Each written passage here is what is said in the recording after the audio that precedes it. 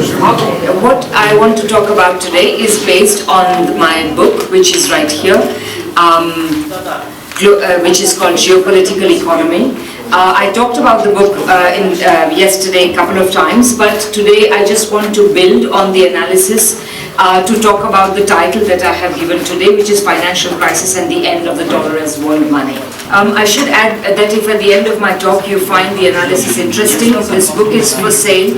It would normally cost about 2,000 rubles, but we are selling it for 300 rubles. So now to my talk. Considerable attention has focused on the fortunes of the US dollar since the collapse of Lehman Brothers in September 2008. Every uptick in its fortunes is hailed as proof of the dollar's continuing world role.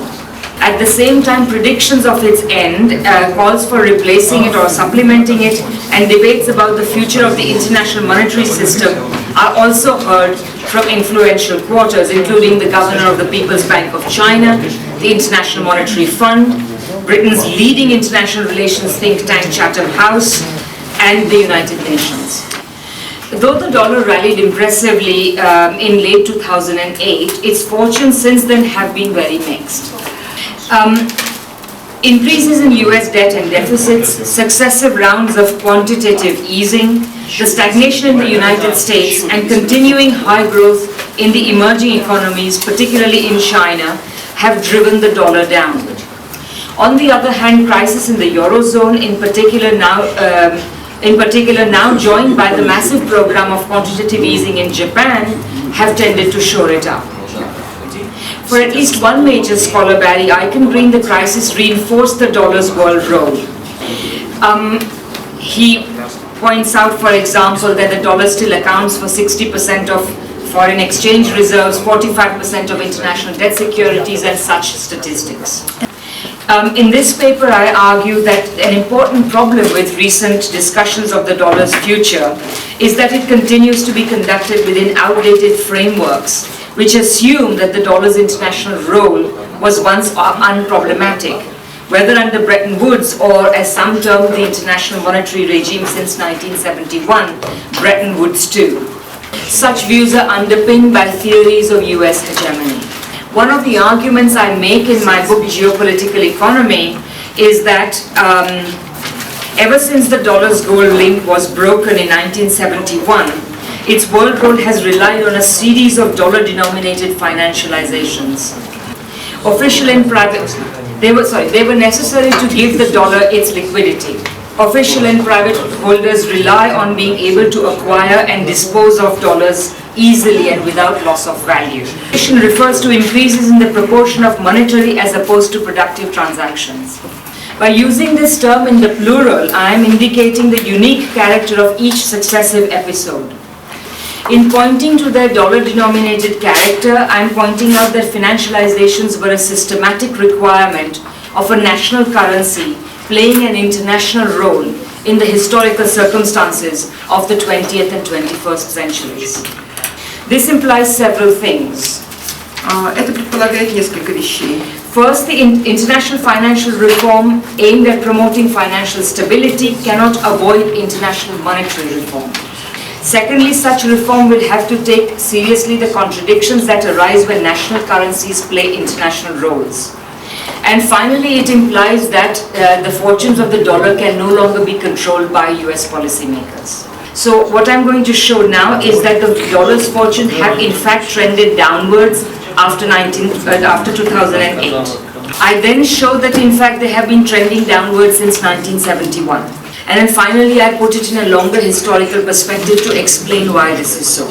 So as this chart shows, the trade-weighted dollar index, a widely accepted measure of its values, has been going down. That's what it shows basically since September 2008. September 2008, and that's basically roughly the present moment. The dollar's initial rally, which is this part here, was followed by two long declines and two upticks. The last uptick is still going on. So far, it has failed to bring the dollar back up to the point it had reached in late 2008. The dollar's rally at that time had occurred because nervous US investors repatriated their investments from emerging economies and US businesses began holding cash. Since then, soon, however, particularly as US government debt expanded and the Federal Reserve undertook quantitative easing, gold and other commodities rose. The dollar began to strengthen in late 2009 as QE1 ended and crisis erupted in the Eurozone. And it turned downward again with the launch of the second round of quantitative easing in mid-2010. And then it did not turn upward again until QE2 ended. This time, however, the dollar's recovery, despite the ongoing Eurozone crisis, has remained much weaker, as you can see here. The dollar weakened again once QE3 was launched, as you can see here. More recently, however, against the background of the Eurozone crisis, the US stock market has begun rising in defiance of any economic fundamentals. Simply because there is a vast amount of liquidity that needs to find some outlet. This stock market bubble will also burst. When it bursts, we will have to see whether the dollar declines gently or catastrophically. Now, as the next chart shows,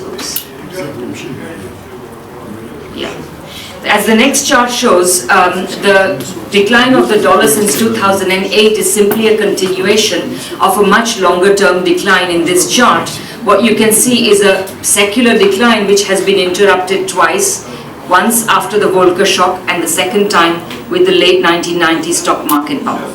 Contrary to the idea that since 1971 we have simply had a Bretton Woods II, contrary to the idea that since 1973 the US government has been able to subject the dollar to benign neglect, in reality, what we have seen is that US policymakers have engaged in a series of attempts to try to hold up its value.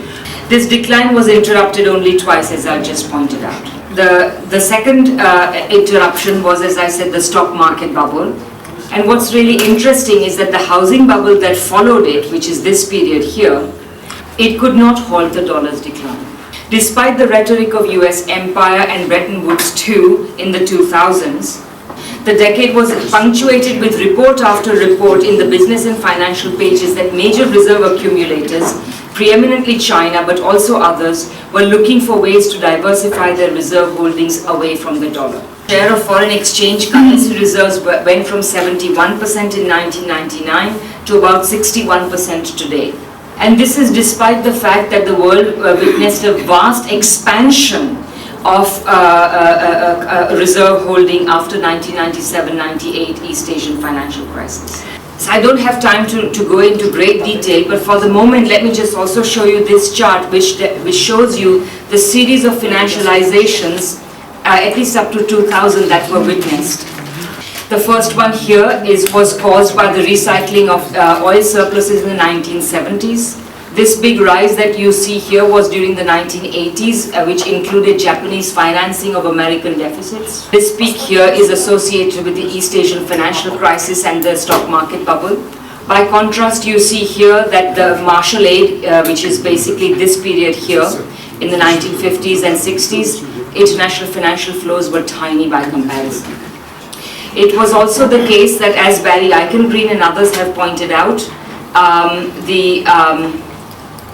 the incidence of financial crises in the period comparing 1945 to 1971 and 1973 to 1977 in both industrial countries and emerging markets were very different. So, for example, they doubled in the case of the industrial countries, and they went up by almost 5 times in the case of the emerging markets. Okay, so I mean, we can go into the details of these later, but let me just show you a couple more pictures and then I will end. This is showing you basically gross capital flows, international as a percentage of world GDP from 1995 to 2010. The green part that you see here, which is the largest part, is the international financial flows between advanced industrial countries. Whereas the mustard colored or yellow colored sections that you see, for example here, these are the Asian economies. So contrary to the idea that Asian saving caused the financial crisis or was responsible for the vast increase in international financial flows, in fact it was flows between advanced countries. And it also stands to reason because the part of the world that has been worst affected by the financial crisis that originated in the United States is Europe. Emerging economies have not suffered to anything like the same extent. In fact, they are growing very fast. This graph shows the same information in a slightly different format. What we are seeing here is again international financial flows since 1993 to the present time. This is the peak of the stock market bubble. This is the peak of the subprime bubble, subprime or housing bubble. And then you can see how how international capital flows collapsed. They have only recovered to 40% of their previous value. In this situation, the conditions that are necessary for the United States dollar to maintain its liquidity are disappearing. It is true that there is no alternative currency that can easily take the place of the United States. But this does not ensure the continuity of the dollar's world role, because there are alternative reserve assets that are being sought, but also arrangements that are being made to simply sidestep the use of the dollar in international transactions. These include arrangements that are being made between and among BRIC countries. I will end here, but there is of course a lot more to discuss, and hopefully we can discuss during the question and answer session. Thank you very much.